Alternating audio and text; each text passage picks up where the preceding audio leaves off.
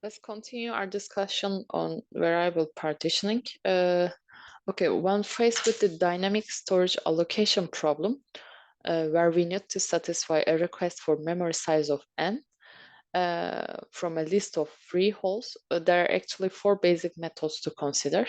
Okay, so the first one is the allocating the first hole in the list that is big enough to accommodate the requested size, and it is called as first fit algorithm. Okay, so this method is straightforward and efficient, and it's known as first fit. Okay, so but this method may lead to internal fragmentation. Similar to first fit, the second one, the search for a suitable hole always starts from the last allocated hole. This method utilizes a pointer to keep track of the last allocated hole and starts in a wraparound fashion. So it's called as next fit.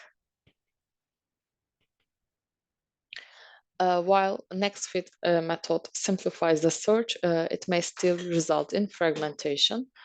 In the third method, we may allocate the smallest hole in the list that is big enough to fulfill the request. This method requires searching the entire list unless the list is ordered by size. So it's called as best fit.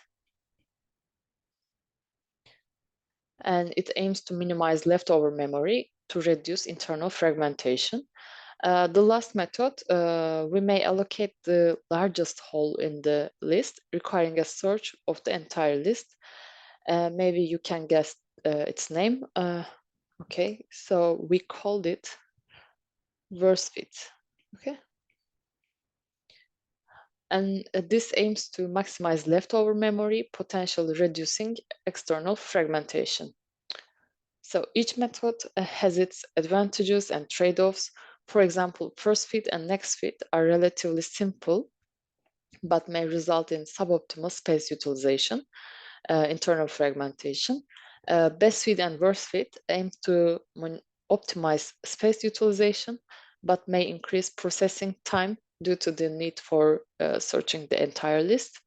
The choice of method depends on the specific requirements and characteristic of the system. Okay, so let's look at this example.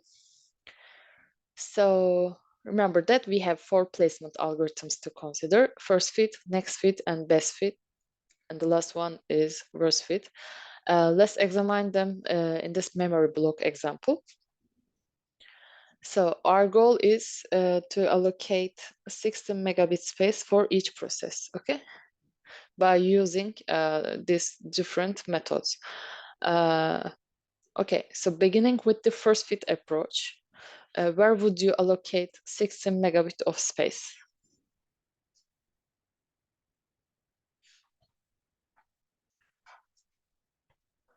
So you would allocate it in the very first available free block, okay, that can accommodate this size.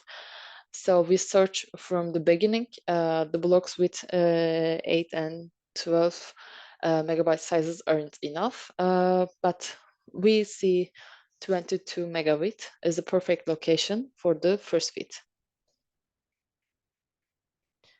Okay, so we put our process. Oops.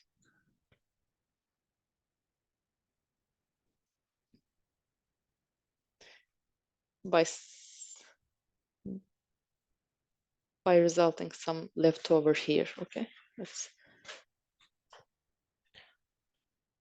So for next week, the search starts from the last allocated block. Okay, last allocated block. It's assumed that it points this location. So let's start our searching, starting from this point. Okay. So we try to allocate 16 megabit in the first available free block encountered in this ongoing search into the block. And we see that neither this part is enough for 16 megabit space, but we may allocate our process to here.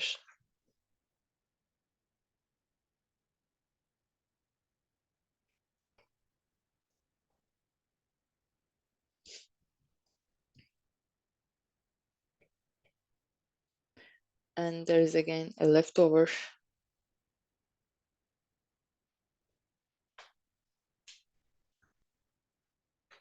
Okay, so now let's consider best fit algorithm. In the best fit algorithm, we aim to find the smallest free block. Okay, smallest free block in this structure. So this involves searching through the entire list of free blocks. Now we 6 more free blocks.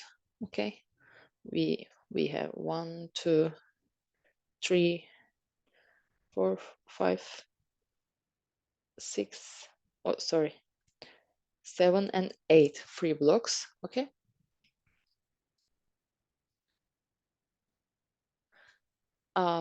But in this diagram, you realize that the block with size 18 megabit is perfect for best fit. Yes? So this is the best fit.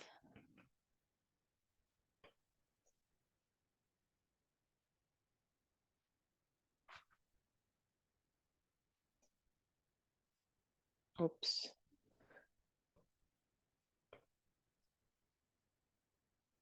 I should color them like this, right? Because there is also some left over here. So the last one, worst fit.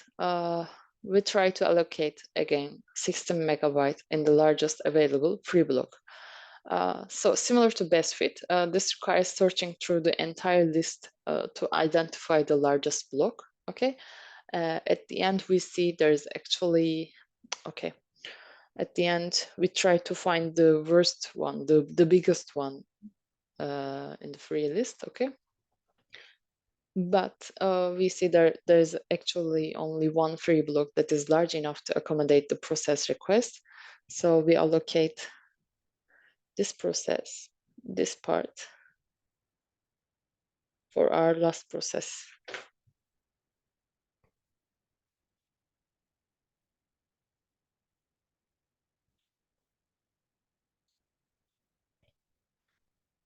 Yes.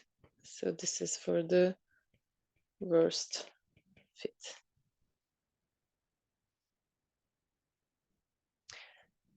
Okay. So the example was like that. So let's look at this body system of nuts. Okay. This system is an important memory allocation scheme to mention, okay, so that it serves as a reasonable compromise to overcome the disadvantages associated with both fixed and variable partitioning schemes. Okay, here there are some key characteristics of body system.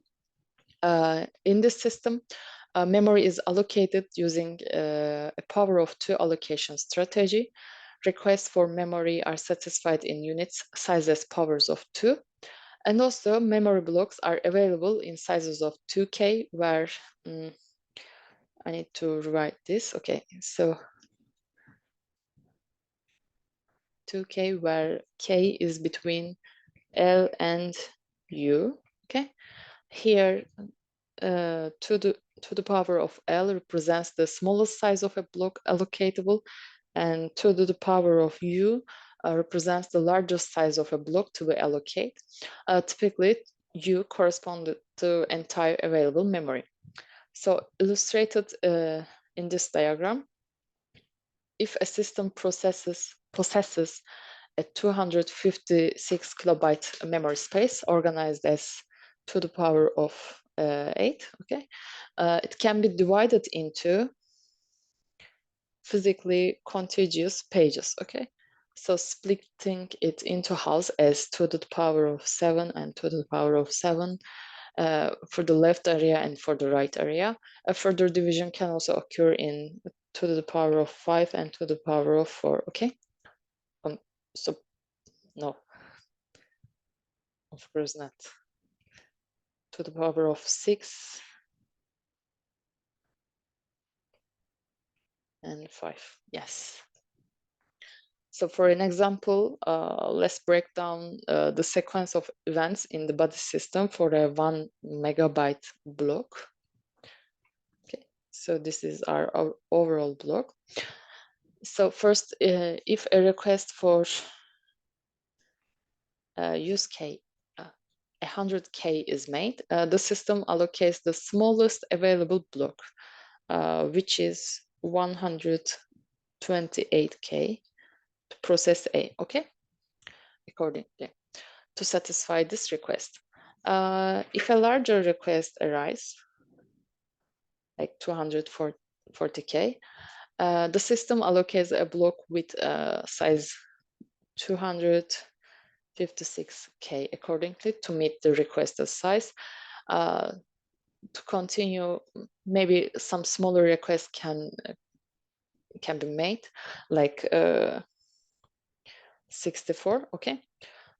So the system assigns a suitable block to minimize wasted space. So next request is again 256K. To accommodate this request, we can split this large block into two, like that. And we allocate this space for this request. So next we need to free up the block which is allocated for B. Okay, release B. After this block is released, the system checks if its body is also free, but its body is not free, but allocated to D, okay? So we cannot merge any blocks.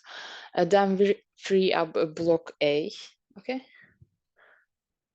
So system is again checks if its body is available for merging. A system does this, merge them with bodies in order to optimize the available space, okay? So we first encounter merging operation after releasing block C. Its body, the other half, is also free. So we merge these two parts to create this bigger size block, okay? So in summary, the system dynamically adjusts to the memory needs of processes, but the body system efficiently allocates and deallocates memory by splitting and merging blocks, ensuring that the allocation is in power of 2, okay, power of 2 size, and minimizing fragmentation. We overall tries to avoid fragmentation by using this simple body system, this algorithm.